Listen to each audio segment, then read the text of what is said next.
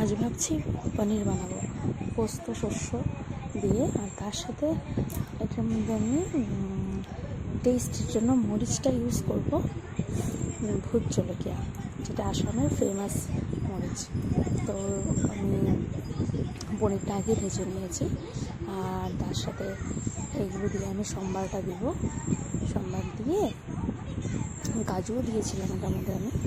তারপরে এটা খুব ভালোভাবে এটা কষাতে লাগে, কারণ এটা কষার পরেই টেস্টটা আসবে।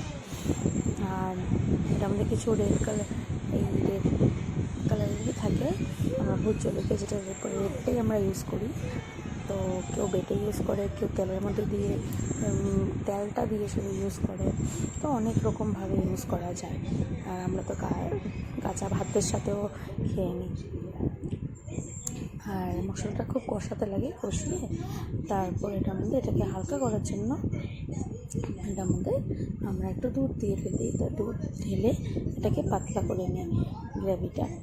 তো তারপর এটার মধ্যে যে পনিরগুলো আছে এগুলো আমরা সব ছেড়ে দিই।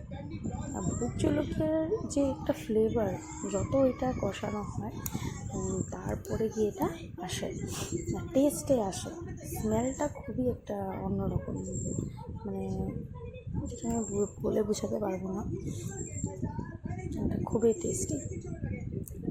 আর তারপরে আমি এটা ভালোভাবে পনিরটা দিয়ে অল্প সময় ঢেকে রেখেছি। তারপর এটাকে আমি সার্ভ করেছি এইভাবে, একটু সুন্দরের জন্য এভাবে ডেকোরেট করেছি। আমাদের আসামের ফেমাস ভূত জলকিয়া মরিচ।